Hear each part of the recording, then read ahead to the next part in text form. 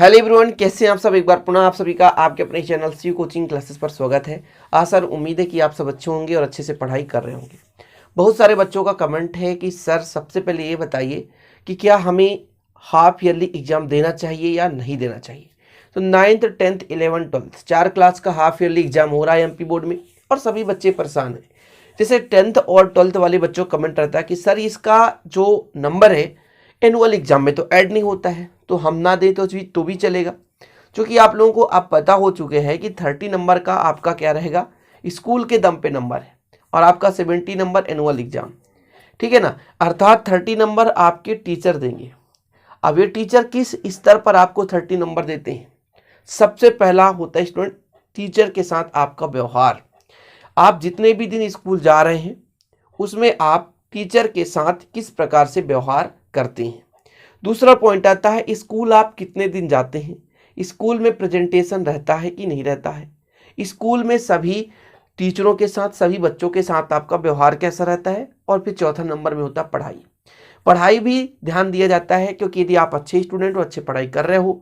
अब ये मत कहना कि सर हम तो खूब पढ़ाई करते थे, स्कूल नहीं जाते थे, टीचर से कोई लेन देन नहीं रहता था, तो हमने क्या है अच्छे नंबर नहीं पाया। तो ये आपके ऊपर 3-4 बातें आपको ध्यान में रखना है, तभी आप 30 में 30 पा सकते हैं। नहीं तो 15-16 है ना, 17-18-19 20-21-22 25 तक में आप रुक जाएंगे। तो यहाँ से आपका यदि 5-5 नंबर हर सब्जेक्ट में कट आउट हो गया तो सोचिए सीधा 5% गायब। तो इसलिए स्टूडेंट आप लोगों को पेपर देना है, कंपलसरी है सभी क्लास के बच्चों को, चाहे 9th हो चाहे 10th 11th 12th। 9th 11th के बच्चों को तो कंपलसरी है, देना ही चाहिए। 10th और 12th के बच्चों को भी देना ही देना चाहिए। दूसरी बात, सबसे महत्वपूर्ण बात, जैसा कि अभी आप लोगों ने देखा था रिवीजन टेस्ट में क्या हुआ था कि आप अपनी कॉपी को घर ले जाएं या कि स्कूल पे बुक लेकर लाएं, लिखें। लेकिन इस बार जो हाफ ईयरली एग्जाम हो रहा है ओपन सिस्टम नहीं है, बिल्कुल स्टूडेंट ओपन सिस्टम नहीं है। आपको पेपर मिलेगा और आपको स्कूल पे ही सॉल्व करना पड़ेगा, एक भी चीटिंग होने की संभावनाएं नहीं रहेगी। इसलिए आप लोगों को इस संशय में नहीं रहना, इस डाउट में नहीं रहना है कि हमको कहीं ना कहीं से सहूलियत मिल सकता है, कहीं ना कहीं से हेल्प मिल सकता है, या कि हम अपनी बुक्स या कि नोटबुक्स ले जा सकते हैं। बिल्कुल ये सुविधा नहीं दी जाएगी। इसलिए अभी से आप लोग पढ़ाई शुरू कर दें।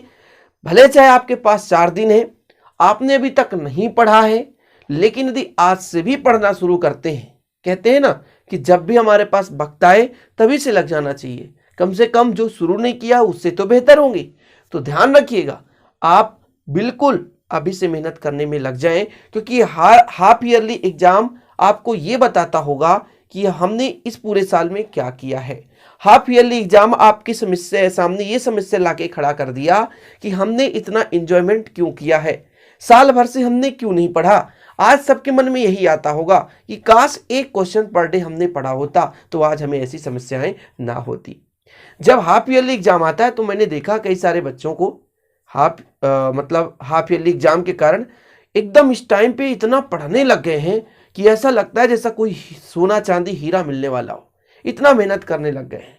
मेरे भाइयों, जब मैं पहले भी कहता था कि आप लोग पढ़ाई करो, एग्जाम होंगे, अभी तो हाफ ईयरली है, एनुअल एग्जाम भी होगा।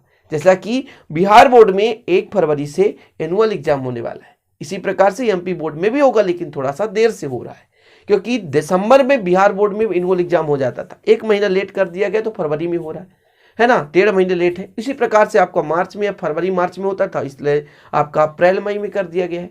और हाँ, जो एग्जाम डेट आया था वो फेक न्यूज़ था।